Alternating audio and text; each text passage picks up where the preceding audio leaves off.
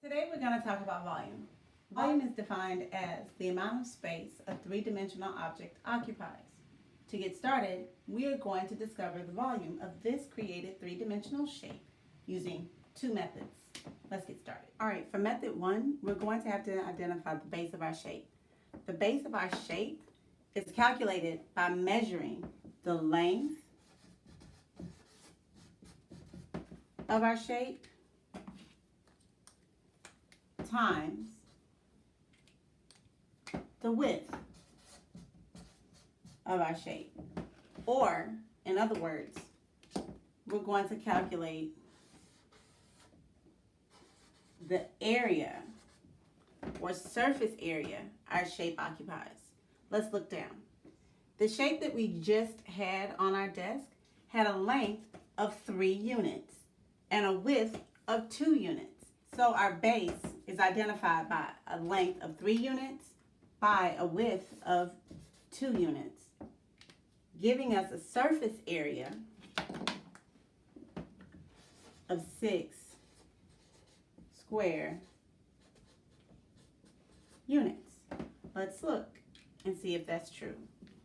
3 units by 2 units, it takes 6 square units to create the base of our shape. Now that we know the base of this shape, what we want to now calculate is how many layers were used when creating the shape.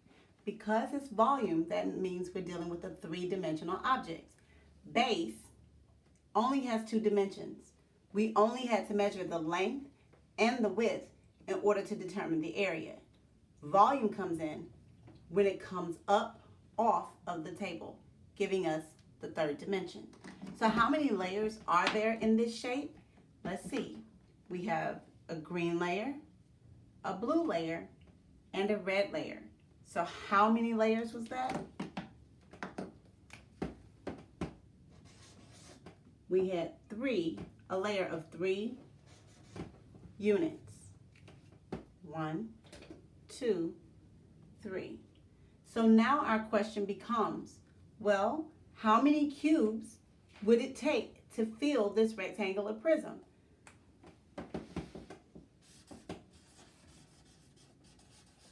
So our volume can be calculated by taking the base of our shape, which was 6 square units, and we can multiply that by the number of layers we have in our shape. And what is 6 times 3?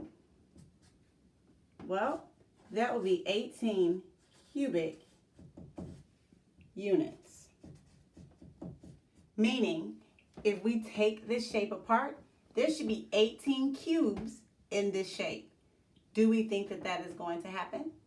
Let's find out. We have 6 units, 12 units, 18 units.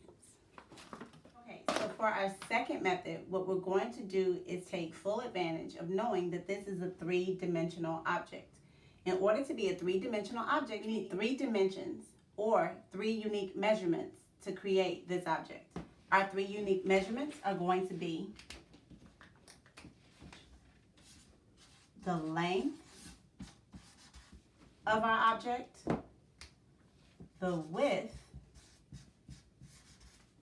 of our object, and the height of our object. And what are we going to do with all 3 of these dimensions? We are going to multiply the length by the width by the height. First, we're going to calculate the length of our shape by coming across the front. The length of our shape is 1, 2, 3 units long. Then, to determine the width of our shape, we're going to go and measure down the side, which is 1, 2 units wide. Okay. Now, to determine the height of our shape, we're going to see how many layers or how many units off of our surface our shape goes up. So that is 1, 2, 3 units high.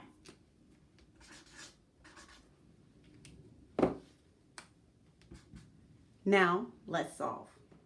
Let me finish writing something up here. We have length times width times height is going to give us our volume, which means 3 units times 2 units times 3 units, once again, is going to give us our volume. Let's not lose sight of what we're trying to calculate here. So let's get to solving. To begin, I'm going to circle the 2 measurements I'm going to multiply first, which is 3 units times 2 units. I circle it. I'm going to solve it. 3 times 2 is 6 units squared. And then copy everything outside of what I've circled. So 6 units times 3 units is going to give us our volume. And then again, I'm going to repeat my steps. I'm going to circle, solve 6 times 3, and copy what's left, giving us a volume of 18 cubic units.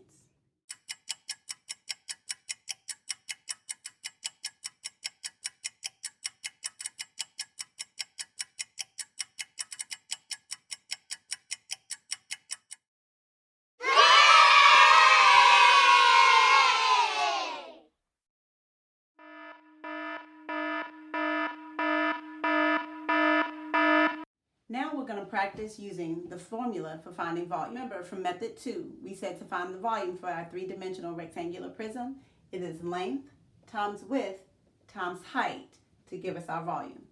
So let's practice. For problem number 1, we have a prism that has a length of 5 units. I'm looking across the front. A width of 2 units and a height of 7. The first thing I need you to write on your scratch paper is our volume equals length times width times height. I want you to write that now. All right, so we are going to fill in our formula. We're going to multiply our length of 5 units times our width of 2 units times our height of 7 units.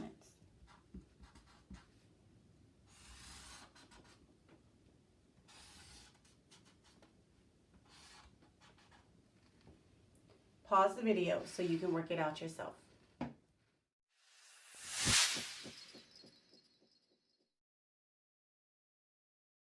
Welcome back. So let's solve. Now we have 3 factors in our problem.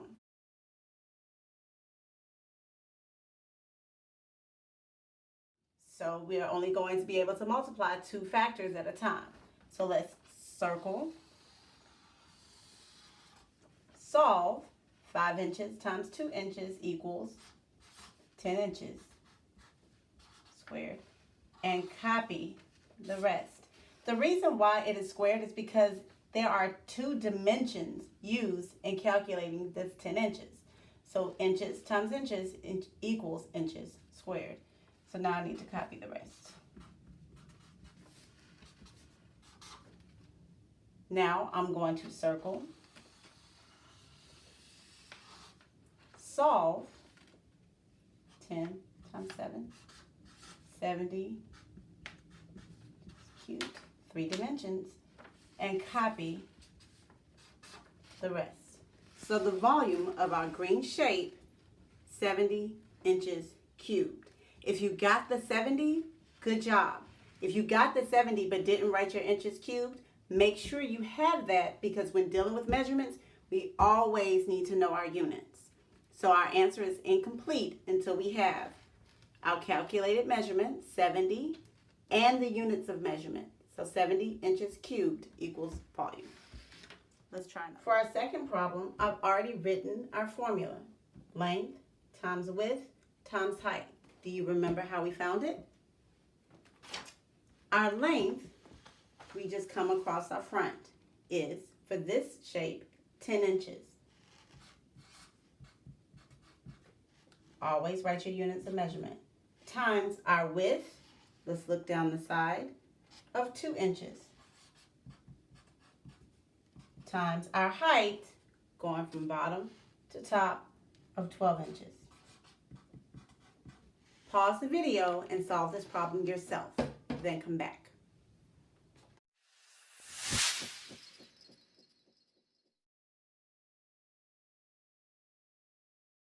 Now remember, when we are solving our equation, we are only going to be able to multiply 2 factors at a time.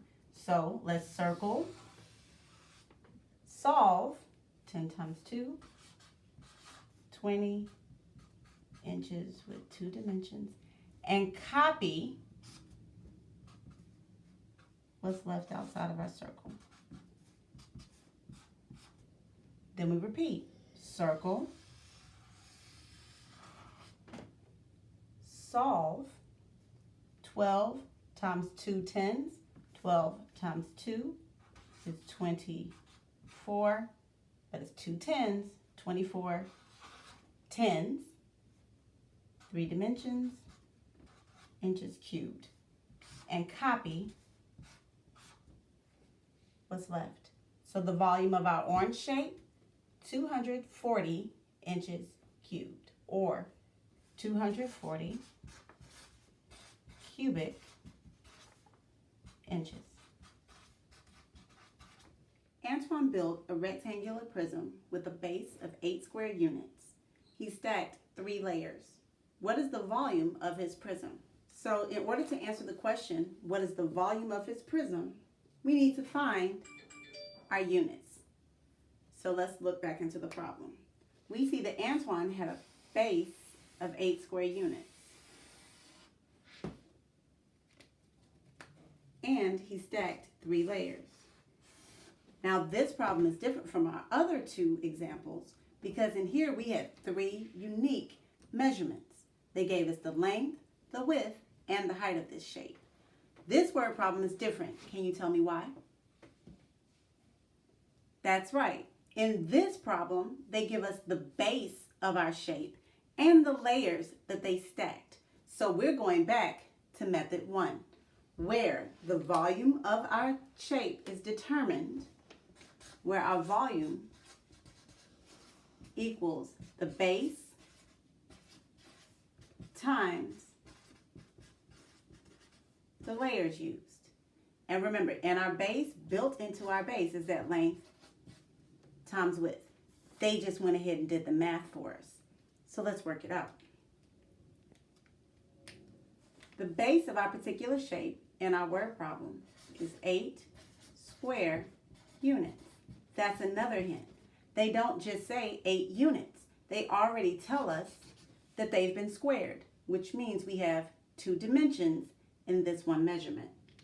And we're going to multiply that times the 3 layers he stacked in his shape. So what is 8 times 3? Let's circle.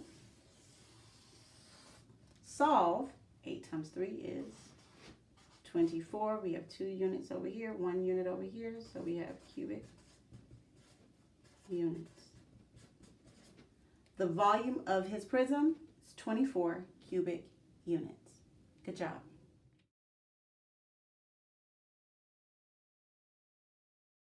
Sati wants to build a rectangular prism.